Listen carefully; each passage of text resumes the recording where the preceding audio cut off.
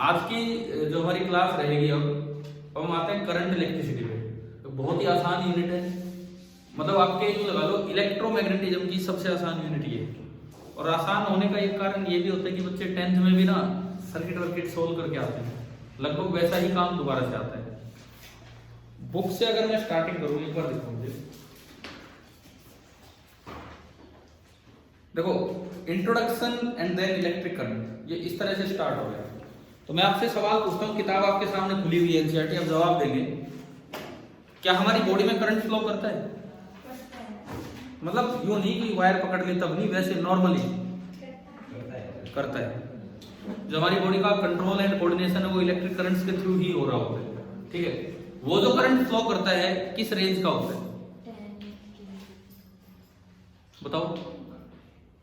देखो सवाल यूं आ जाए, सुन लो मेरे से, पहली बार सीधा क्वेश्चन आ जाए आपके बोर्ड में आ जाए या जेईई मेंस नीट में मैच द प्रॉब्लम टाइप बना के दे दे, इधर 3 चीजें उधर 3 चीजें, 3 चीजें क्या 3?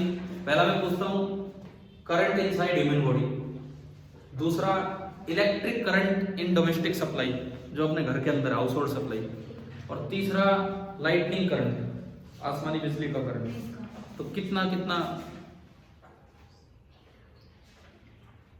अब ये नहीं पता ना, ऑप्शन नहीं, ये किताब खुली है। इलेक्ट्रिक करंट जो टॉपिक है ना, दूसरा ही पेज पलटो और उसके लास्ट पैराग्राफ पे आओ, उस टॉपिक के लास्ट पैराग्राफ पे देखो आपको मिले कि नहीं इनके जवाब।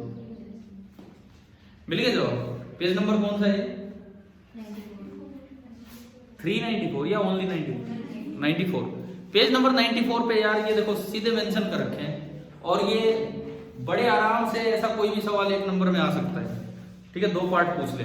तो अब बताओ, इन्होंने देख लिया होगा और पता नहीं किसी ने देखा है कि नहीं, जो हमारी बॉडी के अंदर कंट्रोल एंड कोऑर्डिनेशन के दौरान जो करंट फ्लो करता है जो ब्रेन से, वो जाता है माइक्रो एम्पियर के रेंज का। इसीलिए लैब में जब हम एक्सपेरिमेंट करते हैं हम मिलीमीटर लगाते हैं और उन वायर्स को भी आसानी से पकड़ लेते हैं, मतलब मिली एम्पियर तक का करंट भी हमें झटके नहीं देते। माइक्रो एम्पियर तो वो करंट है जो वैसे नॉर्मली बॉडी में फ्लो करता रहता है, ब्रेन कुछ भी आदेश देता है किसी पार्ट को उसके अकॉर्डिंग, मिली एम्पियर तक का करंट भी हम आसानी से झेल जाते हैं, कुछ महसूस नहीं होता। अच्छा, जो हमारे घर में डोमेस्टिक सप्लाई में करंट लगभग कितना होता है? बस 1 एम्पियर के आसपास, ठीक है। एक रेंज भी क्या, एक ऑर्डर याद होना चाहिए। क्या 1 एम्पियर करंट बॉडी के लिए खतरनाक है? बहुत खतरनाक है। इवन डेथ भी हो सकती है 1 एम्पियर करंट से। इसीलिए घर की सप्लाई कोई मजाक में नहीं लेना चाहिए, ठीक है। मजाक में तो खैर कोई नहीं लेता, पर कई होते हैं, कई एक्सपर्ट होते हैं जो जोड़ देते हैं। हमारे थे एक लैब में, मतलब जब मैं कॉलेज में जब पढ़ता था तब एक वर्कशॉप, इलेक्ट्रिकल वर्कशॉप में एक सरदार जी थे, जिस चीज को हम नॉर्मली नहीं जोड़ कर पाते थे तो नेक्ड वायर्स को पकड़ के फटाफट, टाइम नहीं लगाते थे, लेकिन वो टाइम लगाते तो वो भी चिप जाते, पर वो पता नहीं कैसे कर दिया करते थे उसको ना इस तरह। परंतु वो काम हमें नहीं देखना, क्योंकि घर में काफी रिस्की काम हो जाता है। इवन कई बार आपने देखो, मैंने सुना था एक बार मंडी वंडी की साइड ही कहीं की कोई लेडी थी, वो अपने घर में साफ सफाई कर रही थी, कूलर चल रहा था, स्टैंड होता है लोहे का ही, झाड़ू वाड़ू से टच हुई वहां तो करंट वरंट से डेथ हो गई थी। अब नहीं, कई साल पहले की बात है। तो घर का करंट तो काफी खतरनाक होता है, और जो आसमानी बिजली है उसका current tens of thousands of ampere, पता नहीं कितने कितने एम्पियर हो जाते हैं, ठीक है। वो इतना खतरनाक करंट है, कई बार यूं नहीं कहते हैं भाई बिजली गिर गई किसी के ऊपर, बोलते हैं ना, वो बिजली गिर गई का मतलब वो इतना खतरनाक करंट नीचे आ जाता है। तो वो तो इवन दीवारों में से फ्लो कर जाता है। दीवार इंसुलेटर है, कंडक्टर है, इंसुलेटर है, लेकिन वो इतना खतरनाक करंट होता है उसके सामने कोई इंसुलेटर नहीं है, और दीवारों में से भी वो करंट फ्लो कर जाता है, ठीक है। मैं शुरुआत जस्ट इसलिए करवाइए, ये क्वेश्चन कैसे आ सकता है, एक साइड कॉलम 1 कॉलम 2, 3 चीजें ये लिख दी, 3 ऑर्डर दे दिए, मैचिंग पूछ ले, नीट में जेईई में पूछ ले, वो नीचे ऑप्शन बना के A1 B2 C3, समझ गए हो ना ये चीज। अच्छा, इससे ऊपर इलेक्ट्रिक करंट जो है हमारा, बात ये है कि उसकी डेफिनेशन किस तरह की है। अगर हम करंट को डिफाइन करना चाहें तो एक चीज तो दिमाग में रखो, करंट इलेक्ट्रिक ही नहीं, करंट किसी भी चीज के मोशन को हम करंट से रिप्लेस कर सकते हैं। हीट करंट पढ़ा है प्लस 1 में, हीट करंट वही ओम्स लॉ की तरह ही होता है, फ्लूइड करंट वो भी ओम्स लॉ की तरह होता है। जिस तरह से इलेक्ट्रिक करंट में आप लिखते हैं rate of flow of charge with respect to time, और वो होता है पोटेंशियल डिफरेंस अपॉन रेजिस्टेंस।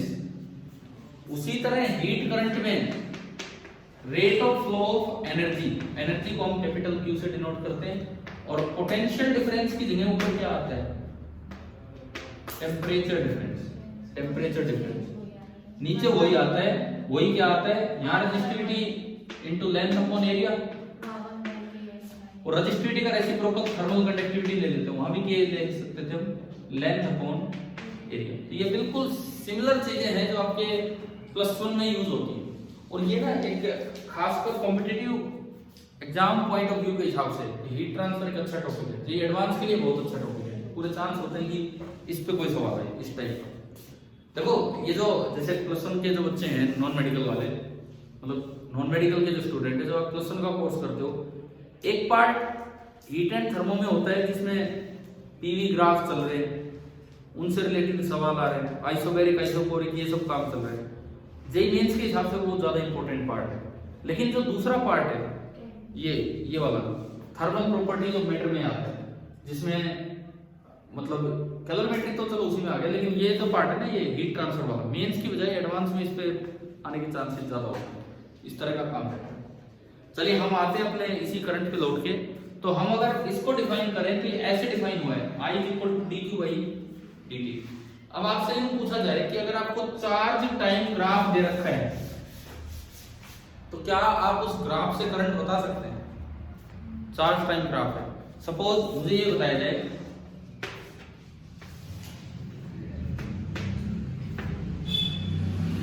ये QT ग्राफ है, चार्ज टाइम ग्राफ, ठीक है, कैसा ये रैंडम सा ग्राफ है, इस तरह का, कोई स्ट्रेट लाइन नहीं, ये टाइम 0, ये को टाइम t0।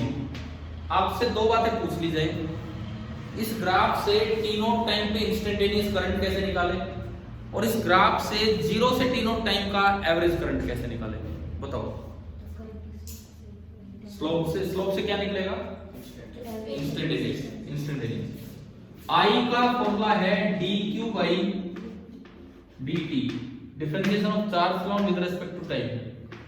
दरअसल ज्योमेट्रिकली ये चीज होती है स्लोप ऑफ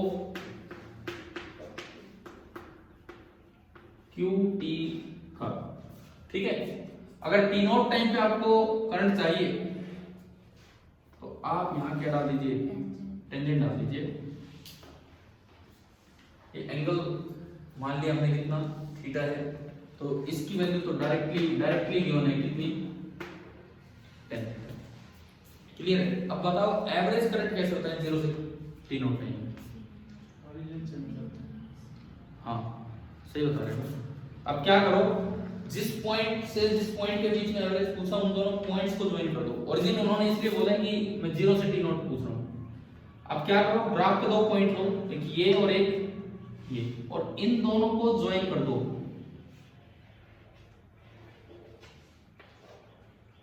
सपोज ये एंगल फाई है, तो इस लाइन की जो स्लोप होगी वो क्या होगी आपकी, एवरेज करंट। एवरेज करंट होता है total charge flow upon total time taken, और इसकी जो वैल्यू होगी that will be equal to 10π, ठीक है। तो ये 10π क्यों है एवरेज करंट, वो भी देखो यहाँ। 10π का मतलब है this length upon this length. 10π का मतलब है ये लेंथ अपॉन ये लेंथ। अब ये लेंथ तो डेल्टा क्यू है, कितना चार्ज टोटल फ्लो कर गया t0 टाइम में, और ये लेंथ कितनी है, डेल्टा t है जो कि t0 है, तो इसलिए ये एवरेज करंट आता है। तो ग्राफ से कैसे निकालना चाहिए समझ आ गया। QT ग्राफ आपको दे रखा है, तो उस एक ग्राफ से आप एवरेज वैल्यू कैसे निकालेंगे और इंस्टेंटेनियस वैल्यू कैसे निकालेंगे, ये उसका तरीका है। हम बहुत ज्यादा दिन नहीं लगाएंगे इसमें करंट में, ठीक है, थोड़ा मैं फास्ट कराऊंगा करंट वाला काम।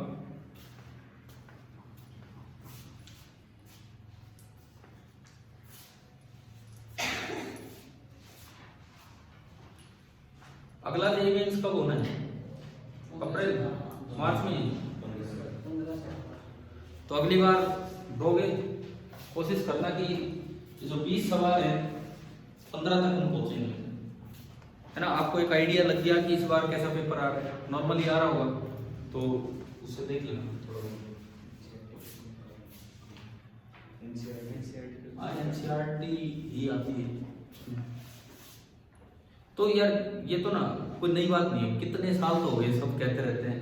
नीट में पूछो तो नीट में कहते रहते हैं एनसीईआरटी आती, इसमें पूछो तो इसमें कहते रहते हैं एनसीईआरटी आती, फिर भी 2 साल एनसीईआरटी उठाते नहीं।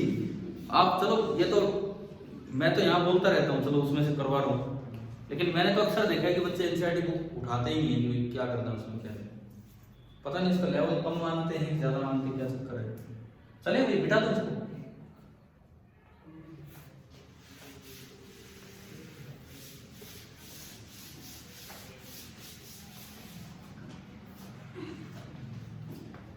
इसके बाद देखो, अगर आपको करंट टाइम ग्राफ दिया जाए,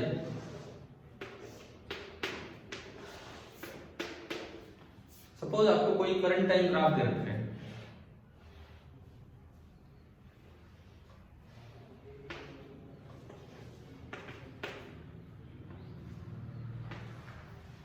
टाइम है सेकंड में और ये करंट है एम्पियर में। Find the total amount of charge crossing the area, जो भी क्रॉस सेक्शन होगा, इन 4 सेकेंड।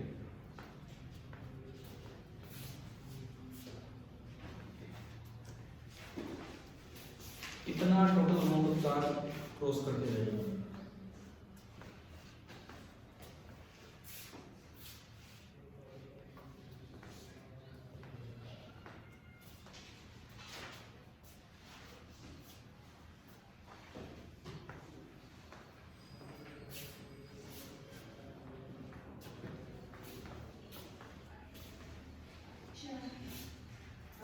कैसे करंट टाइम एरिया से चार्ज कैसे निकलेगा? करंट टाइम ग्राफ से एरिया से निकलेगा। क्यों एरिया से निकलेगा? कारण है कि I होता है dq बाई dt, तो यहां से dq I इंटू dt, तो delta Q integral I into dt, ये आपका हो गया डेल्टा क्यू। ये एरिया ही होता है, this is area under I D graph. लेकिन इसमें ये ध्यान रखना, ऊपर की तरफ एरिया पॉजिटिव है तो नीचे वाला एरिया नेगेटिव। ये चार्ज वापस आ गया, नेट कितना क्रॉस कर गया, तो देखो ये अलग अलग ही निकाल लेते हैं एरिया। ये ट्रायंगल है, ट्रायंगल के area half into 1 into 2 1, 2 into 2 4, 1 into 1 1, लेकिन ये उल्टा है वापस आया, तो 1 ये रहा 1 ये रहा, ये तो कट गए। तो नेट चार्ज जो फ्लो करके गया है वो कितना है? 4 फ्लो। नेट चार्ज जो फ्लो करके गया है दैट इज 4 फ्लो। समझ आ गया नहीं? ठीक है।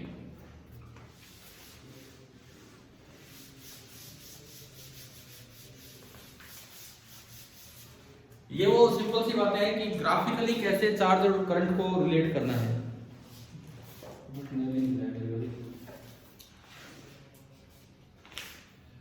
ठीक है, इन्होंने करंट को डिफाइन किया है। उसके बाद इलेक्ट्रिक करंट इन कंडक्टर्स पढ़ोगे आप, ओम्स लॉ।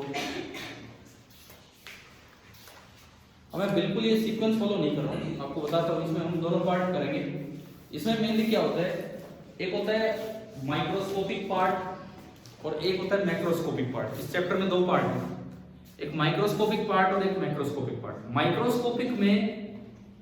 माइक्रोस्कोपिक में आप क्या होता है, वायर के अंदर चले जाते हैं कि वायर के अंदर इलेक्ट्रॉन मूव कर रहे हैं, किसको टक्कर मार रहा है, किस तरह का क्या है, ये तो है माइक्रोस्कोपिक पार्ट। और मैक्रोस्कोपिक पार्ट जो है सर्किट, उसमें सर्किट्स चलेंगे, उसमें पावर, हीट, उन सब चीजों की जिक्र होगा। तो ये सब ठीक है, इंपॉर्टेंट दोनों ही है। बोर्ड एग्जाम के लिए भी दोनों इक्वली इंपॉर्टेंट है, हमें अच्छे से आना चाहिए। लेकिन बच्चों को जो अच्छा लगता है अक्सर, वो मैक्रोस्कोपिक पार्ट ही अच्छा लगता है, क्योंकि उसमें ना वो सर्किट दिखते रहते हैं, कुछ जो 10th में पढ़ा हुआ है उस तरह का काम चलता रहता है। माइक्रोस्कोपिक में बहुत छोटी छोटी चीजें आ जाती हैं, तो रजिस्टिविटी की डिटेल में हम चले जाएंगे कि क्या हो रहा है, क्यों ये सब है, इस तरह का पार्ट है। मैं पहले जो अच्छा वाला पार्ट है, आपको जो सही लगे वो करवा रहा हूं। मैक्रोस्कोपिक सीक्वेंस हम थोड़ा ये इससे हटके चल रहे हैं। मैक्रोस्कोपिक पार्ट पे हम चलते हैं। ओम्स लॉ दोनों में आता है। ओम्स लॉ की दो फॉर्म है, एक मैक्रोस्कोपिक फॉर्म और एक माइक्रोस्कोपिक। हम जो बोलते हैं ना V बराबर IR, ये मैक्रोस्कोपिक फॉर्म है इसीलिए। ठीक है, तो हम सीधी शुरुआत अपनी यहीं से करते हैं, ओम्स लॉ से।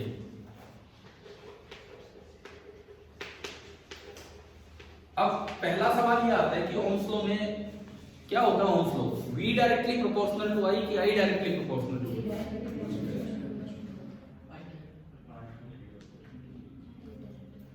ये तो मतलब दोनों तरह के जवाब दे दिया आपने। देखो मैथ्स ये कहता है कोई फर्क नहीं है, मैथमेटिक्स कहता है A प्रोपोर्शनल टू B या B प्रोपोर्शनल टू A की। फिजिक्स कहती है कि एक चीज इंडिपेंडेंट होती है और एक चीज डिपेंडेंट। डिपेंडेंट चीज इधर रखनी चाहिए पहले और वो उस पर डिपेंड करेगी इंडिपेंडेंट वाले। अब बताओ V प्रोपोर्शनल टू I या I प्रोपोर्शनल टू B? चलो ये तो मैं बताऊंगा अभी। और कोई कंडीशन है इसमें? हाँ, R कांस्टेंट का मतलब है कि जो फिजिकल कंडीशंस हैं वायर की जिसमें करंट फ्लो कर रहा है, जैसे टेम्परेचर, प्रेशर, स्ट्रेन, स्ट्रेस, उनको क्या रखना होगा? कांस्टेंट। अब देखो ओम्स लॉ समझिए आप क्या है। अगर मान लो ये कोई रजिस्टर है, सपोज ये रजिस्टर बस आपको दे रखा है और इसके साथ हमने कोई वेरिएबल बैटरी कनेक्ट कर दी। यहां से आप वोल्टेज प्रोवाइड कितनी कर रही है? V। हमारे लिए ये सोर्स वोल्टेज है, हमारे लिए सोर्स वोल्टेज है। करंट आएगा, क्यों आएगा? क्योंकि आपने क्या प्रोवाइड कर दी? Voltage, potential difference. तो बताओ V I पे डिपेंड कर रहा है कि I P? I on V। अगर आप इस तरह देखते हैं तो आपका ओम्स लॉ बनता है I is directly proportional to V provided the physical conditions of the resistor are kept constant. Temperature, strain, इन चीजों में कोई बदलाव ना हो। लेकिन यहां पर मैंने V क्या लिया है? यहां पर मैंने V क्या लिया है? Source voltage. दूसरी चीज, अगर आप कुछ और देख रहे हैं, अगर आप ये वाली चीज कर रहे हैं तो मतलब मैं यहां देख रहा हूं वोल्टेज, यहां वोल्टमीटर लगा के मैं यहां देख रहा हूं कितनी सप्लाई दे रहा हूं। ठीक है, दूसरी चीज मुझे नहीं पता सोर्स वोल्टेज क्या है, मैं कुछ और देख रहा हूं यहां पे। ये मैं क्या देख रहा हूं? इसे हम बोल देते हैं पोटेंशियल ड्रॉप। सुना होगा ये word, potential drop. Potential drop कब होगा इस पे? जब इसमें से, क्योंकि करंट फ्लो करेगा, नहीं करेगा तो कोई पोटेंशियल ड्रॉप होगा ही नहीं। अब बताओ कौन किस पे डिपेंड कर रहा है? ये ड्रॉप किस पे डिपेंड कर रहा है? I पे। तो यहाँ क्या बन जाएगा? V directly proportional to I। तो इसमें क्यों लड़ाई कर रहे थे हम? आधे कह रहे कि ये सही, आधे कह रहे वो सही है। तो दोनों सही है, डिपेंड करता है आप किस सिचुएशन को एक्सप्लेन कर रहे हैं। ठीक है, हाँ, कंडीशंस दोनों में रखनी है। क्या कि जो फिजिकल कंडीशंस हैं इसकी, कंडक्टर की, इस रजिस्टर की, टेम्परेचर, मैकेनिकल स्ट्रेस, स्ट्रेन, उनको चेंज नहीं करना। ठीक है, ये आपका होता है ओम्स लॉ।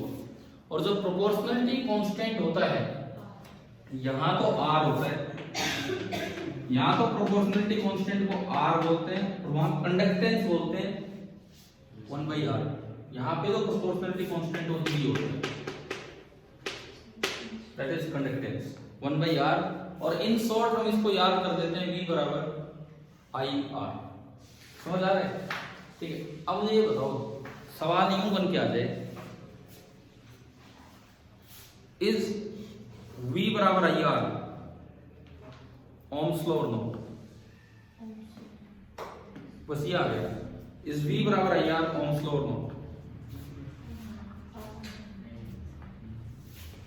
इसका आंसर है नो। कारण सुनो, ये ओम्स लॉ तब है जब आप V को चेंज करके देखें और I उसके डायरेक्टली चेंज हो, या I को चेंज करें V उसके डायरेक्टली प्रोपोर्शनल चले। लेकिन V बराबर IR is the definition of R। हमने कैपेसिटेंस पढ़ा था, C बराबर Q बाई V पढ़ा था ना, दैट इज द डेफिनेशन।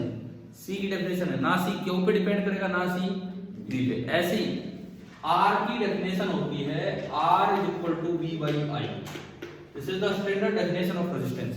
लेकिन ना ये R की वैल्यू V पे डिपेंड कर रही होगी, ना आई पे किसी एक समय पे कोई मैं ओमिक कंडक्टर्स की बात कर रहा हूँ आगे, कुछ अलग कंडक्टर भी होते हैं जिनमें कुछ डिपेंड कर रहा होता है। नॉर्मल सी चीज है, एक नॉर्मल कंडक्टर, उसमें आपने कुछ करंट भेजा, उसके अक्रॉस ड्रॉप देखा, कितना V है कितना I है, उससे आप क्या निकाल रहे हो R। तो अभी आपने ये नहीं बोला कि ओम्स लॉ सेटिस्फाई हो गया। ओम्स लॉ तो कब सेटिस्फाई होगा जब आप धीरे धीरे V को चेंज करें, फिर I में चेंज देखें क्या वो ग्राफ डायरेक्टली प्रोपोर्शनल बन रहा है, तो फिर वो क्या बनेगा, ओम्स लॉ। ठीक है, अब केवल इसी चीज पे किस तरह से सवाल आ जाता है, जैसे एक बार तो IIT पेपर में ही आ गया था सीधा, और मैंने 10th क्लास के बच्चों को लैब में सर्किट बना के फिर दिखाए थे दोनों, कब कौन सा केस बनेगा कौन सा नहीं। अभी आप जवाब देने की कोशिश करेंगे, करूँगा, आगे बढ़ो ना।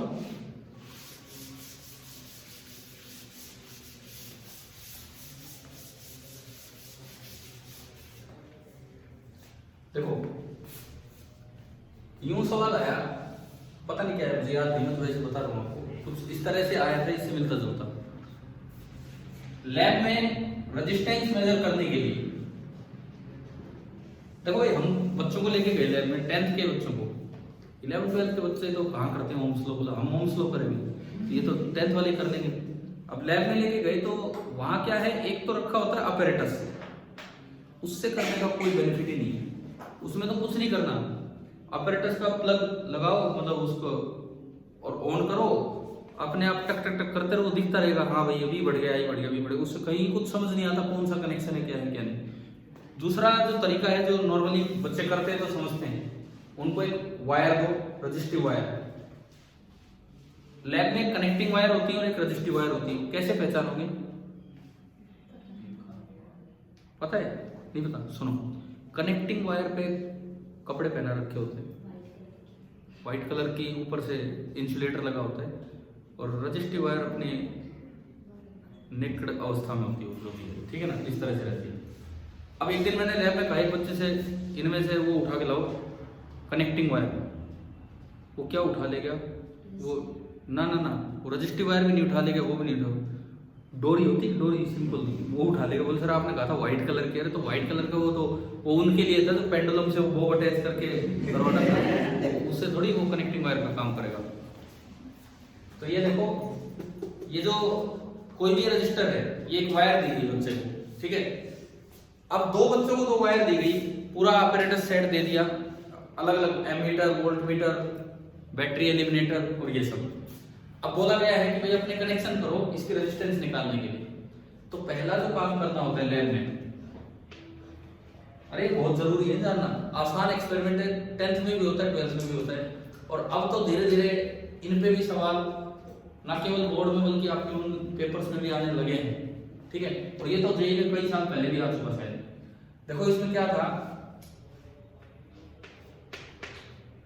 ये क्या है, मैंने अभी नाम दिया था बैटरी एलिमिनेटर। बैटरी एलिमिनेटर का मतलब होता है जो लैब में से बैटरी को एलिमिनेट करके अपने आप बैटरी का काम करेगा। इसमें ये आप कनेक्ट कर दो सप्लाई में, समझ गए हो, सप्लाई में कनेक्ट करो, सप्लाई हमारी कौन सी आती है, एसी, ये रेक्टिफायर टाइप होता है, तो ये एसी को किस में कन्वर्ट कर देगा, डीसी में। इसमें ये कैसे पहचाने कौन सा टर्मिनल पॉजिटिव है कौन सा नेगेटिव, पेपर में आ गया, पेपर में आ गया सुनो, और बस ये दे रखा है, ये तो रेड कलर है और ये ब्लैक कलर है, कौन सा पॉजिटिव कौन सा नेगेटिव, याद रखो, रेड टर्मिनल पॉजिटिव होता है और ब्लैक नेगेटिव, याद रखना है, ठीक है। लैब में भी पहचानना होता है, वैसे तो अक्सर उस पर मार्क भी कर देते हैं लेकिन कई बार नहीं भी होते हैं। अच्छा, उसके बाद सुनो, उसके बाद आपने सबसे पहले इसको करंट देने के लिए ये कनेक्ट कर दिया। कनेक्शन करना बहुत आसान होता है, शुरू में बच्चे घबराते हैं करंट ना लग जाए, मैंने कहा मिली एम्पियर के करंट होते हैं, इनसे हमें कोई फर्क नहीं पड़ रहा होता इतना खास, ठीक है। तो ये कनेक्शन किया, लेकिन मुझे मेजरमेंट करना है, मुझे इसका रेजिस्टेंस मेजर करना है। एक और बच्चे ने भी यही काम किया, एक और बैटरी एलिमिनेटर, वैसे ही बैटरी एलिमिनेटर से आप कितनी वोल्टेज दे पाएंगे, 2 वोल्ट, 4 वोल्ट, 6 वोल्ट, 8 वोल्ट, इतना रहता है। हम तो ये कहते हैं बच्चों को भी 2 वोल्ट पे किया करो, बाई चांस कभी करंट ज्यादा ना हो जाए, आपको झटके लगने लगे वहां पे, इसलिए 2 वोल्ट पे ही काम करो। अच्छा आप देखो, ये भी कनेक्ट किया, एक लैब में प्लग की यूज होती है, प्लग की, उसका सिंबल तो ये होता है हमारा, स्विच का काम करता है वो, उसको इंसर्ट कर दो तो ऑन हो जाता हो, समझ गए? ऑन दिखाना हो तो यहाँ डॉट दिखाया जाता है। एक दिन एक ये सवाल आ गया, पता नहीं कौन से पेपर में था, कि भाई सर्किट पूरा दिखा रखा है, सर्किट डायग्राम, पर बोले रेजिस्टेंस मेजर ही नहीं हो रहा है यहाँ से, एमीटर रीडिंग ही शो नहीं कर रहा कि क्या एमीटर के कनेक्शन गलत है या क्या है। उसमें केवल एक गलती थी, क्या, ये ना ये डॉट नहीं लगा रखा था। अब बच्चों को पहचानना था उसमें क्या करना है क्या नहीं, तो इसका मतलब उसमें फॉल्ट क्या था? फॉल्ट ये था कि आपने की तो ऑन की ही नहीं, समझ गए ये चीज? ये ऑन हो गया यहाँ से। अब देखो, अब एक लगाना पड़ेगा एमीटर, जो क्या काम करे, इसमें से करंट मेजर करे। एमीटर में हम कौन सा एमीटर लगाएंगे? मिली, क्योंकि अगर वैसा एमीटर लगा दिए कुछ भी निडल दिखाएगी नहीं, ठीक है ना? मिली एमीटर लगाना है। माइक्रो लगाओगे तो सीधा उस साइड जाकर गिरेगा, तो मिली एम्पियर का ही आपको लगाना है। एमीटर में भी एक रेड होता है और एक ब्लैक होता है। एमीटर की निडल बीच में नहीं होती, साइड में होती है। अगर आपने सही कनेक्शन नहीं किया ना तो निडल चलेगी नहीं। सही कनेक्शन मतलब करंट उसमें हमेशा पॉजिटिव, मतलब रेड से एंटर करे और ब्लैक से बाहर निकले। नहीं तो क्या होगा, आपने अगर उल्टा कनेक्शन कर दिया, वो निडल आपको जीरो ही दिखाई रखेगी, क्योंकि उस पर जोर दूसरी साइड लग रहा होगा, वो उधर तो जा ही नहीं पाएगा। समझ में आ रहा है? ठीक है। अगर गैल्वेनोमीटर होता है तो दोनों साइड मूव कर सकता है, बीच में निडल होती है। एमीटर में केवल एक साइड। अगर आपने उल्टा कनेक्शन कर दिया तो इधर हीटर, लेकिन ऐसे आवाज थोड़ी आएगी कि मुझे पता लग रहा है, तो मैं वैसे बता रहा हूँ आपको, इस तरह का काम होगा। अच्छा सुनो, ये इस बच्चे ने भी किया, इसने भी एक मिली एमीटर लगा दिया, पॉजिटिव नेगेटिव। अच्छा, इसकी रेजिस्टेंस मेजर करनी है दोनों को, तो दोनों को एक एक वोल्टमीटर भी लगाना पड़ेगा, ठीक है? एक वोल्टमीटर इसने लगाया और एक वोल्टमीटर इसने लगाया। फर्क नजर आ गया दोनों डायग्राम, है ना? अब देखो, वोल्टमीटर जो होता है उसमें भी रेड और ब्लैक होते हैं। जो हाई पोटेंशियल है, रेजिस्टेंस, इसको मत देखना, ये लो मान लो कोई, ये तो इसका हाई और लो है। रेजिस्टेंस में करंट यूज आ रहा है तो ये हाई है और ये लो। यहाँ तो रेड होगा और यहाँ ब्लैक, इसमें भी यहाँ रेड यहाँ ब्लैक, नहीं तो काम ही नहीं करेगा। पहले क्या बताओ, दोनों डायग्राम्स में कुछ डिफरेंस नजर आ रहा है? किसका डायग्राम सही है? ये मैं नंबर 1 आर मेजर करने के लिए किसका डायग्राम सही है? हमें एमीटर लगाना होता है सीरीज में और वोल्टमीटर लगाना होता है पैरेलल में। किसके सीरीज में? आर के, और पैरेलल भी आर। आप किसका सही बता रहे हो? 1 का। चेक करते हैं, क्या ये एमीटर इसके सीरीज में लगा है? कैसे लगा है? बीच में तो ब्रांच निकल रही है। सीरीज में कोई दो चीजें कब होती है? बल्कि यहाँ देखो, यहाँ सीरीज में है कि नहीं? तो कौन सा डायग्राम सही है? सेकंड। वोल्टमीटर कहाँ लगाना होता है? आर के पैरेलल में। इसका एक एंड तो यहाँ है, क्या दूसरा एंड आर के पैरेलल में है? अरे बताओ ना, इधर देख के, दूसरा एंड है क्या आर के पैरेलल में? जबकि इसमें चेक करो आप, इसमें बिल्कुल आर के पैरेलल में। तो कौन सा डायग्राम सही है? दोनों में फॉल्ट है, दोनों गलत है। तो फिर सही कैसे करें? हटा दें इनको। एक्चुअली एक चीज तो गलत मेजर होगी, आप ऐसा कर ही नहीं सकते हो। तो फिर एक चीज होगी तो दूसरी चीज होगी ना, अभी बता रहा हूँ मुझे। इसमें क्या होगा, बिल्कुल जो आर के पास वोल्टेज होगी वो आएगी, जो आर के पास वोल्टेज होगी वो आएगी, लेकिन करंट थोड़ा ज्यादा आएगा, आर से ज्यादा। इसमें करंट एग्जैक्ट वो आएगा जो आर के पास है, लेकिन वोल्टेज थोड़ी ज्यादा है। आईआईटी ने जब कभी ये सवाल दिया, ये पूरा नहीं बना रखा था, 2 पार्ट भी नहीं दिए, एक ही पार्ट दिया बस ऊपर का, या तो वो या ये। अब मैं आपसे सवाल पूछता हूं, सुनो, इधर जवाब देना। सपोज यहां रीडिंग शो हो रही है कितनी? 10 वोल्ट। अलग अलग है, मैं नहीं कह रहा कि दोनों आर सेम है या कुछ भी है इस तरह, ठीक है? यहां रीडिंग शो हो रही है 10 वोल्ट, और मिली एम्पियर अपना करंट दिखा रहा है 2 मिली एम्पियर, 2 मिली एम्पियर बस, ठीक है? बताओ आर कितना है? आर कितना है? अब जो जेई में क्वेश्चन आया था, या तो ये आया था वो आया था, ऑप्शन ऐसे थे।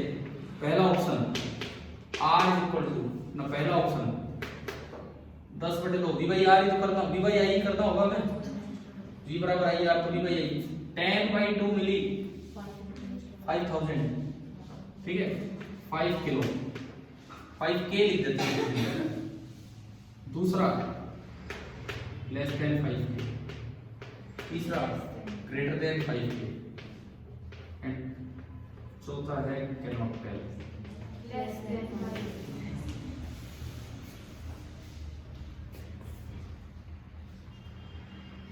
बताओ भाई सोच समझ के, उधर से जवाब आ रहा है लेस देन 5 के।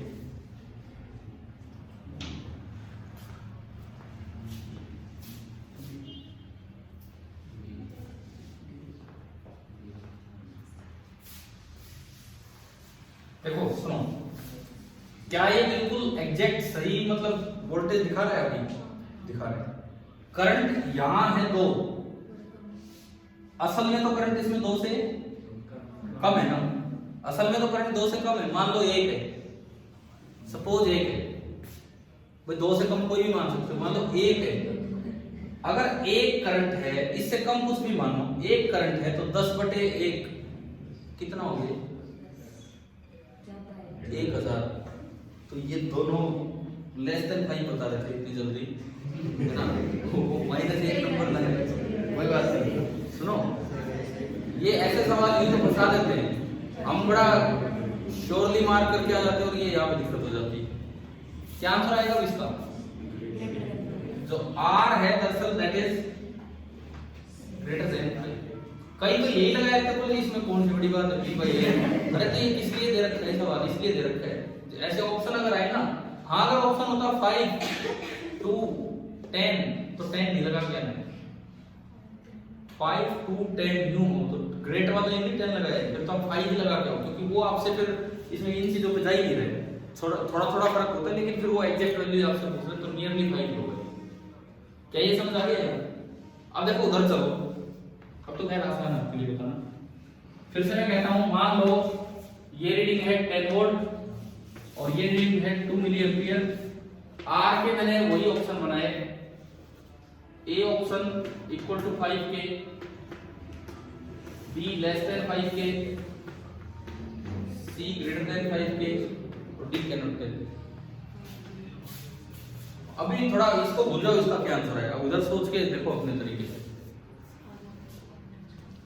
कौन सा आएगा? ए बी सी।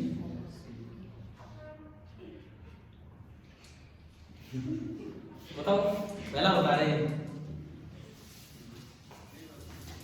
देखो सुनो, क्या करंट बिल्कुल सही रीड हो रखा है? क्या वोल्टेज सही रीड हुई है? तो वोल्टेज इसके पास कम है कि ज्यादा है? ये तो 2 की वोल्टेज रीड कर दी ना।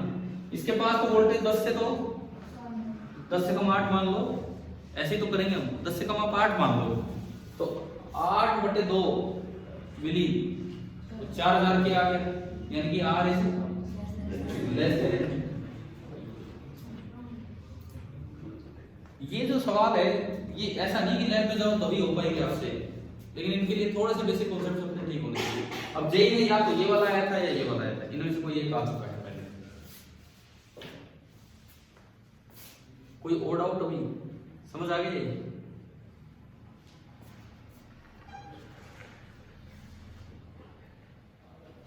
तो लैब में जब ये एक्सपेरिमेंट मैंने तो जब 10th वालों को करवाया था, एक बार ये वाला कनेक्शन करवाया, इससे मान लो रीडिंग आ गई 5 के, तो मतलब R की वैल्यू 5 के से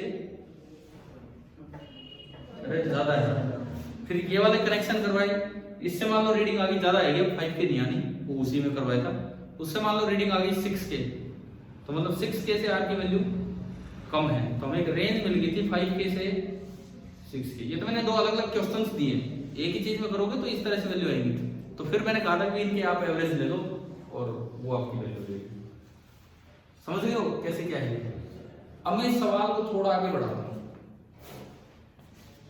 ये तो होगी बस कम ज्यादा की बात। अब थोड़ा और आगे चलते हैं।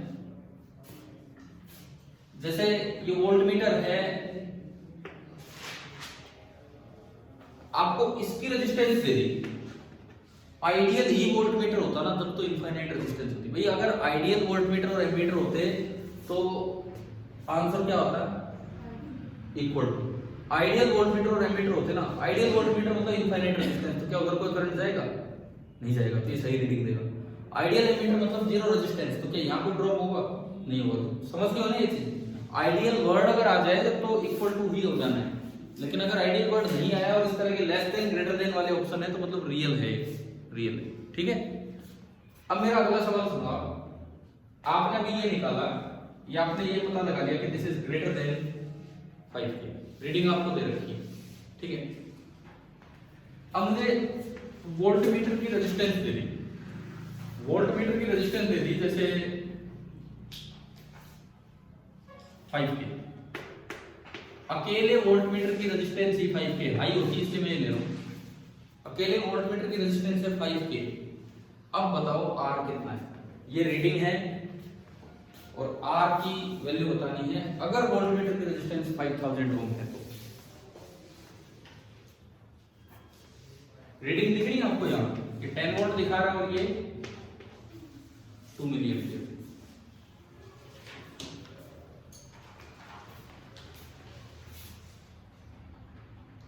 कहाँ फंस गया? ओम्स लो जरा सा तो टॉपिक था, उसमें पता नहीं कैसे कैसे काम कर रहे हैं।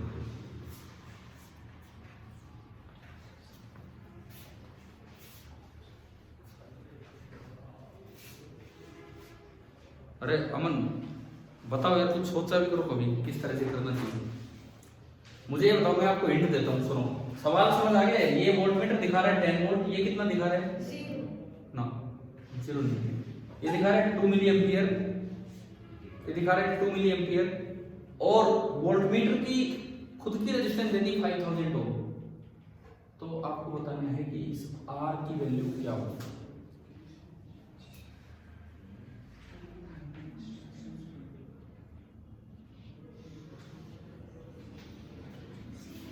जीरो आ रही है और मैं बता देता हूँ, अच्छा वो ही 5K बन रहा है। R प्लस R, मैं 1 मिनट में बताता हूँ।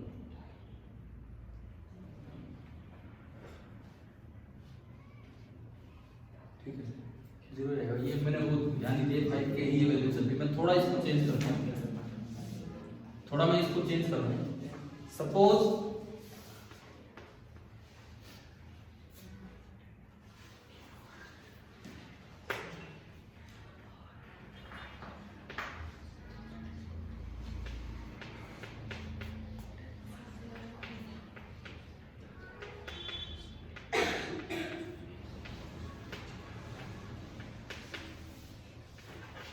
टेन के है, 10K। हाँ वो उसमें तो बनेगी नहीं, बात हम सही कहते हैं, क्योंकि 5K तो पूरा ही दिखा रहा है। मान लो, अब देखो दोबारा सवाल सुनो। 2 मिली एम्पियर ये दिखा रहा है, 10 वोल्ट ये दिखा रहा है, और इस वोल्टमीटर की रेजिस्टेंस है 10000 ओम। तो इस R की वैल्यू कितनी है?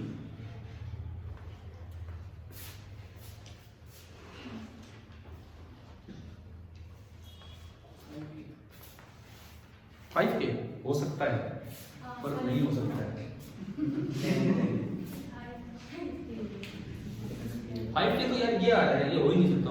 अब मैं आपको समझाता हूँ, इधर सुनो, एक बार देखो इधर 10K हो सकता है। सुनो इधर सुनिए, ऐसे में क्या करना होता है वो सुनो आप।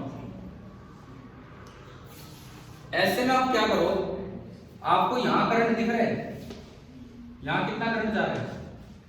2 मिली एम्पियर। सर्किट को छोटा कर दो थोड़ी देर के लिए। अगर इसकी रेजिस्टेंस R है, इसकी RV बोल दूं, तो अगर मैं इसका इक्विवेलेंट बनाऊं, पैरेलल में है दोनों, तो ये रेजिस्टेंस होगी R into RV upon R plus RV। समझ गए? भूल जाओ ये कुछ भी था, एक लगा दिया हमने तो ये, और उसमें से करंट कितना जा रहा है? 2 मिली एम्पियर। और उसके बाद ड्रॉप कितना है? 10 वोल्ट। तो इस इकट्ठे को मैं एक साथ निकाल ही सकता हूं, कोई इसमें तो कोई कंफ्यूजन ही नहीं है। तो मेरे पास एक वैल्यू आ गई कि R into RV upon R plus RV V by I 10/2, मतलब कितना? 5000। और RV आपने कितना ले रखा है? तो यहां से R निकाल लो।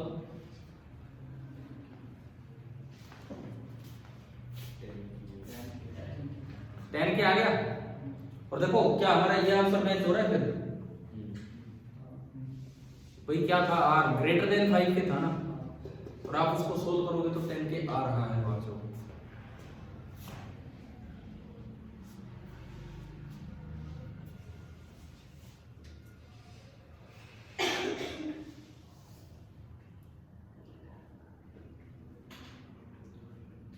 चलो मैं आगे बढ़ूं। अरे समझ आ गया कैसे हुआ है इसको? इस इक्वेशन को आप देखोगे, ये रही r भी 10,000 रखते ही r 5 के ही आ जाएगा, 5,000 ना 10,000 आ रहा है आपका सही आंसर है। और वो इसको सेटिस्फाई भी कर रहा है ग्रेटर देन 5 के। अब आप इधर आओ इस साइड, यही सेम रीडिंग है, आपने आंसर निकाला r must be less than 5 के। अब आपको सवाल में अगला पार्ट दे दिया, इसकी रेजिस्टेंस अगर 1K है तो अब बताओ R कितना है?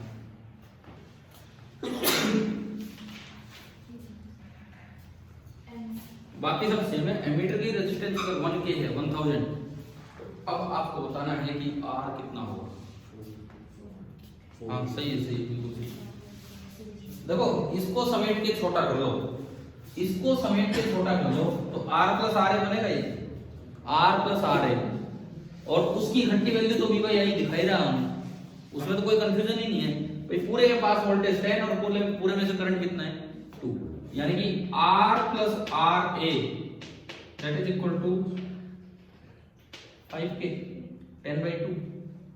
और यहाँ RA आपने रखा 1, तो R कितना होगा 4000 ओम। तो आप बताओ क्या ये आंसर मैच हो गया कि नहीं? क्लियर है?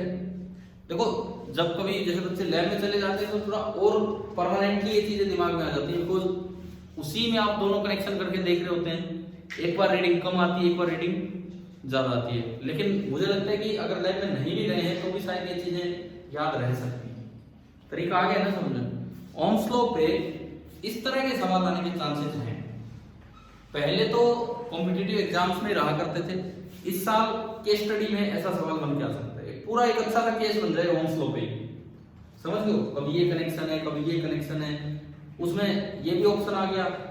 एक ऑब्जेक्टिव ये बन गया ये वाला लेस देन ग्रेटर देन, एक ऑब्जेक्टिव ये बन गया कि इसकी वैल्यू बताओ कितनी है, उसमें भी कोई ऑप्शन लेस देन 5 के देंगे, कोई ऑप्शन ग्रेटर देन 5 के। तो ओम्स लॉ का ये काम समझ आया। अभी ओम्स लॉ के अंदर और भी बहुत कुछ है, वो माइक्रोस्कोपिक पार्ट का हिस्सा चला जाता है कि मेटल की वायर के अंदर नंबर डेंसिटी ऑफ इलेक्ट्रॉन होता है n। ओम्स लॉ की दूसरी फॉर्म वहां बनेगी। माइक्रोस्कोपिक फॉर्म पढ़ी आपने ओम्स लॉ की? क्या इक्वेशन होती है तो ये ओम्स लॉ, इसमें वोल्टेज ही नहीं आएगी, कुछ उससे रिलेटेड कोई चीज आई नहीं, उससे related J is equal to sigma E. कभी ये फॉर्म पढ़ी है? J करंट की जगह आ जाता है करंट डेंसिटी, और वोल्टेज की जगह आ जाता है इलेक्ट्रिक फील्ड। वैसे हायर फिजिक्स में ये V बराबर IR इंपॉर्टेंट नहीं है, J बराबर सिग्मा E एक बहुत अच्छी फॉर्म है। J क्या होती है? करंट डेंसिटी, और E इलेक्ट्रिक फील्ड। J बराबर सिग्मा E एक बहुत ही वंडरफुल सी फॉर्म है, उससे कई ऐसी चीजें सोल्व हो जाती है जो आप सोच भी नहीं पाओगे, यार ये यूं समझ नहीं आएगा, ये पता नहीं इलेक्ट्रोस्टैटिक्स वाले चैप्टर का सवाल है या इस चैप्टर का सवाल है। वो चीजें मतलब J बराबर सिग्मा E से सोल्व होती है। ठीक है, तो वो वाली फॉर्म हम पढ़ेंगे, लेकिन वो कहाँ? माइक्रोस्कोपिक पार्ट में। और जब मैं वो पढ़ाऊं तो अगर मेरे याद न रहे तो आप याद दिला देना। J बराबर सिग्मा E सिर्फ गॉस लॉ को रिलेट करके, Gauss law electrostatics, flux is equal to Q upon epsilon. कई एक अलग कैटेगरी ऑफ क्वेश्चंस हैं जो तभी सॉल्व होती है जब आप ये दोनों को रिलेट कर पाओ। ठीक है, तो वो तो हम वहां लेंगे। अच्छा अब देखो इसमें दिखाना मुझे ओम्स लॉ से देखना, इसके जो एक्सप्रेशंस हैं उन पे हम बाद में चलेंगे। एक्सप्रेशंस वाला काम हम करेंगे माइक्रोस्कोपिक पार्ट अलग से। अब आप यहाँ आओ, लिमिटेशंस ऑफ ओम्स लॉ। मैंने कई चीजें छोड़ी है इसमें, मोबिलिटी भी छोड़ी है, वो माइक्रोस्कोपिक पार्ट का है। लिमिटेशंस ऑफ ओम्स लॉ ये एक बड़ा अच्छा टॉपिक है। 3 लिमिटेशन बुक में दे रखी है। कौन से पेज पे है? 101। Limitations of Ohm's law as it is यहां से पूछी जा सकती है। देखो एक एक दिन मैं देख रहा था, एक इंडिया के एक फेमस टीचर है, नाम मुझे अभी एग्जैक्ट याद नहीं आ रहा, कोई अरोड़ा सर है, अरोड़ा, एलन जयपुर, सुना है किसी ने? पता नहीं, आशीष अरोड़ा नाम है या कुछ और नाम, मुझे एग्जैक्टली याद नहीं आ रहा, मतलब आशीष अरोड़ा नाम नहीं पता, पहले वो पता है कभी, तो हो सकता है यही नाम हो, मैं थोड़ा सा स्किप कर गया नाम। तो वो वीडियो वगैरह नहीं डालते थे इतने, तो या उनका पता नहीं कोई चैनल होगा उस पर डालते भी होंगे। तो ये यूट्यूब पे जैसे हम भी अपलोड करते तो अपने आप आते रहते ना नीचे, कई आते रहते, तो उनमें वो भी आ रहा था, तो मैंने एक ओपन किया उनका। तो वो बड़े सीनियर टीचर है, पता नहीं 20 साल हो गए होंगे, 25 साल हो गए होंगे, लेकिन वो अब एनसीईआरटी को फोकस कर रहे थे। वो बोले एनसीईआरटी में इतनी अच्छी अच्छी बातें बता रखी जो शायद आपको और बुक्स में ना मिले। तो उसमें उन्होंने एग्जाम्पल क्या दिया, ये उसमें उन्हें एग्जाम्पल उन्होंने दिया लिमिटेशन ऑफ ओम्स लॉ। बोला इनसे रिलेट करके यही सवाल बन के आ जाते हैं, बोले ढूंढते रहो कहाँ है कहाँ नहीं।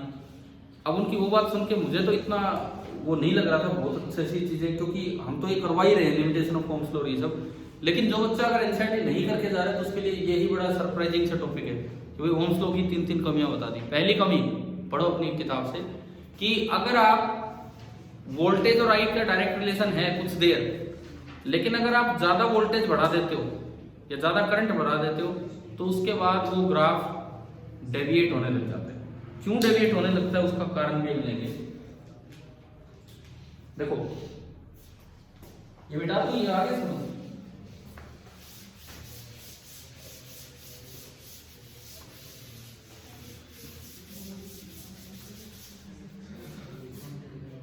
देखो अब इधर देखो, ये V और I का आप ग्राफ बनाते हो, आपकी बुक वाला ग्राफ बताओ, इधर V ले रखा है क्या है? I। अगर इधर V है तो ये वोल्टेज ड्रॉप है या सोर्स वोल्टेज है? ड्रॉप। इधर होता है डिपेंडेंट वेरिएबल और इधर कौन सा होता है? इंडिपेंडेंट। तो डिपेंडेंट का मतलब है V डिपेंड कर रहा है I पे, इसका मतलब ये क्या लेके चल रहे हैं? Voltage drop. समझ गए? जो स्टैंडर्ड कन्वेंशन है वो मैं बोल रहा हूँ। अब देखो हम उम्मीद तो करते हैं कि ये ग्राफ कैसा है, स्ट्रेट लाइन है, थोड़ी दूर तक तो स्ट्रेट लाइन ही आता है। अच्छा मान लो स्ट्रेट लाइन आया, अब पूछा जाता है इसकी रेजिस्टेंस कितनी है, तो स्लोप से रेजिस्टेंस मिलेगी या 1/, स्लोप से। इसको रटो मत, इसको रटो मत, क्योंकि कभी तो सवाल में आई इधर मिलेगा, कभी बी इधर मिलेगा। इसको रटना नहीं है, आपको एक ही काम करना है, जिस भी जगह रेजिस्टेंस निकालनी हो आपको एक ही काम करना है। देखो भाई ये तो उस जगह की V है और ये उस जगह का I है। अब थीटा, tan थीटा कितना, इस ट्रायंगल में देखिए, बोलो tan theta V1 by I, और V1 by I V by I R होता है कि 1 by R होता है? R। तो tan थीटा डायरेक्ट आपको R दे रहा है, समझ गए हो? वैसे हम रट के जाते हैं स्लोप, कभी 1 by स्लोप, पेपर में उल्टा याद रह जाता है और वही सवाल गलत हो जाता है। समझ में आ रहा है? कभी कंपैरिजन भी आ जाए, जैसे मान लो एक और ग्राफ दिया हो, कंपैरिजन आ जाए, बताओ किसका रेजिस्टेंस ज्यादा है। अभी तो हमें दिख गया स्लोप से मिल रहा है, तो जिसकी स्लोप ज्यादा उसका रेजिस्टेंस ज्यादा। नहीं तो एक काम किया करो, एक ही V पे ना, एक ही V पे, V इधर है तो इधर और इधर है तो इधर, करंट देखा करो, इसमें तो करंट कम है और उसमें करंट ज्यादा है, तो उसमें करंट ज्यादा है तो रेजिस्टेंस कम। क्लियर? चलो अब इस पॉइंट पे आते हैं। जो पहला लिमिटेशन है वो ये कहता है कि थोड़ी देर के बाद, आपकी बुक में बताओ ये ग्राफ ऊपर की तरफ बेंड हुआ है कि नीचे की? ऊपर। अब आते हैं कि ये क्या मतलब इस बात का। अगर ये ऊपर बेंड करके दिखा रहे हैं तो इसका मतलब देखो क्या है, अगर उतना ही रेजिस्टेंस रहता, अगर उतना ही रेजिस्टेंस रहता, इधर ध्यान देना अभी कैसे, मतलब ये ऊपर ग्राफ बेंड करके दे दिया, अब इसका क्या मीनिंग निकाल सकते हो आप। अगर रेजिस्टेंस उतना ही रहता जितना पहले था तो ग्राफ कैसे चलता? Straight line. अब देखो ये कोई वोल्टेज है V2, फिलहाल करंट ये है, अगर रेजिस्टेंस उतना ही रहता तो करंट ज्यादा होता, यानी कि अब करंट क्या हो गया, कम हो गया, तो रेजिस्टेंस बढ़ी है कि बढ़ी है? क्यों बढ़ी है? क्योंकि मेटल है। अब ये जो ग्राफ जैसे उसके लिए बोल मेटल्स में आप पढ़ेंगे माइक्रोस्कोपिक पार्ट में, टेम्परेचर बढ़ाने से रेजिस्टेंस इंक्रीज होती है। सेमीकंडक्टर और इंसुलेटर्स में टेम्परेचर बढ़ाने पर रेजिस्टेंस डिक्रीज होती है, मेटल्स में टेम्परेचर बढ़ाने पर रेजिस्टेंस इंक्रीज होती है। तो यार ग्राफ देके पूछ ले आपसे, बताओ ये मेटल्स का है कि सेमीकंडक्टर का, समझ आ गया क्या कैसे? क्लियर है ये पॉइंट? बिल्कुल एक वी पे देखा रहा हूं कि अब करंट कम मिल रहा है और वैसे मिलता ज्यादा, मतलब रेजिस्टेंस बढ़ गया। क्लियर है? और अगर आपने स्लोप ही देख लिया कि इसकी स्लोप दे रही रेजिस्टेंस, तो यूं भी देख सकते हो, यहां आते आते स्लोप बढ़ने लगी कि कम हो रही है? स्लोप बढ़ रही है ना। और इस ग्राफ में हमने देखा स्लोप ही रेजिस्टेंस है, जिसका मतलब रेजिस्टेंस बढ़ रही है। तो पहली लिमिटेशन तो ये है, इवन जो ओहमिक कंडक्टर होते हैं मेटल, हाई टेम्परेचर उनका जब बनता है करंट की वजह से, हीटिंग होने से, उस समय उनकी भी रेजिस्टेंस चेंज होने लग जाती है, रेजिस्टेंस V और I पे डिपेंड करने लग जाती है। यानी कि इस रिलेशन में R कांस्टेंट नहीं बचा है तो ओम्स लॉ फॉलो नहीं हो रहा है। क्या समझ आ गया? पहला। दूसरी लिमिटेशन, ये दूसरा ग्राफ अगर आपको पहचान में आ गया हो तो पीएन जंक्शन में था ऐसा, तो मतलब क्या उसमें क्या वो ब्रेकडाउन नहीं दिखाया इन्होंने, और वो तो एक ब्रेकडाउन पार्ट और रह गया नीचे, और कुछ नहीं है। पीएन जंक्शन वाला इन्होंने ग्राफ दिखाया, मतलब जो सेमीकंडक्टर डायोड्स हैं वो ओमिक नहीं होते हैं, वो ओम्स लॉ ना फॉरवर्ड बाइसिंग में फॉलो करते हैं ना रिवर्स बाइसिंग में। ठीक है, मतलब दूसरी लिमिटेशन में अगर इन्होंने सेमीकंडक्टर वर्ड ना भी यूज किया हो तो यूं बताया होगा कि रेजिस्टेंस की वैल्यू पोलैरिटी पे डिपेंड कर रही है, मतलब साइन ऑफ V पे, कि जब V पॉजिटिव लिया, V पॉजिटिव मतलब P पॉजिटिव एंड नेगेटिव, तो करंट अलग तरह से फ्लो कर रहा है, और जब V नेगेटिव लिया तो करंट बढ़ नहीं पा रहा, रेजिस्टेंस बहुत ही ज्यादा है। ना केवल साइन ऑफ V पे, मैग्नीट्यूड ऑफ V पे भी डिपेंड कर रहे हैं। जब आप फॉरवर्ड बाइसिंग करते हो, तो क्या ये स्ट्रेट लाइन थोड़ी आता है, ग्राफ ऐसा आता है ना, V कम है तो स्लोप कम है, V बढ़ाया तो स्लोप ज्यादा होगी। अब इसमें स्लोप बढ़ी है तो रेजिस्टेंस बढ़ा है कि कम हुआ है? इससे उल्टा है ग्राफ, समझ रहे हो ना? रटना नहीं यार, ये तो भूल जाओगे पेपर तक कौन से में स्लोप देगा कौन से में नहीं। आप सीधा निकालो, एक पॉइंट लिया, जैसे ये पॉइंट लिया, ये V1 है, मतलब ये दूरी V1 है, ये I1 है, मतलब ये दूरी I1 है। अब अगर मैं tan थीटा देखूंगा तो I1 अपॉन V1 देगा ना, I1 अपॉन V, वो तो 1/r है। तो पूछा जाए इस सेमीकंडक्टर में यहाँ रेजिस्टेंस ज्यादा है कि यहाँ? ये पॉइंट नंबर 1, ये पॉइंट नंबर 2, कहाँ रेजिस्टेंस ज्यादा है? 1 पे, क्योंकि यहाँ स्लोप कम है। ठीक है, दूसरा पॉइंट क्लियर हुआ। इसमें दोनों बातें लिखी है क्या कि साइन पे भी और वैल्यू पे भी डिपेंड करता है। साइन पे इसलिए कि इधर आओगे तो अलग तरह का ग्राफ, ठीक है। और तीसरा शायद इन्होंने ट्रायोड का दिया ग्राफ, इसका दे रखा, कुछ लिख रखा उसके साथ, तीसरे ग्राफ के साथ या नीचे कहीं, किसका? गैसेज दिखाना है। थर्ड वन गैलियम आर्सेनाइड है, गैसेज नहीं है,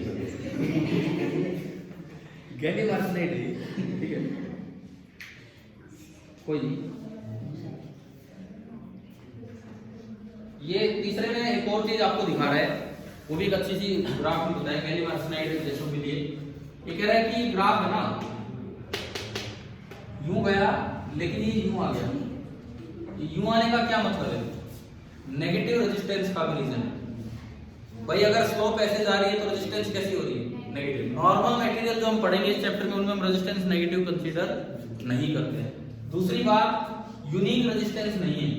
देखो यही करंट तो इस वोल्टेज पे मिल रहा है और यही करंट ज्यादा वोल्टेज पे, तो ये यूनिक ग्राफ नहीं है। तो तीन जगह ओम्स लॉ फेल हो रहा है, ये तीनों पॉइंट इन्होंने बताए। आपके बोर्ड पेपर में अगर लिमिटेशंस ऑफ ओम्स लॉ पूछ ली जाए तो आपको तीनों पॉइंट बता के आने होंगे, तभी नंबर ठीक ठाक से मिलेगा।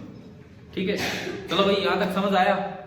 पहले हम कल अपना माइक्रोस्कोपिक सर्किट पार्ट लेके चलेंगे, फिर हम आएंगे माइक्रोस्कोपिक पार्ट, ठीक है।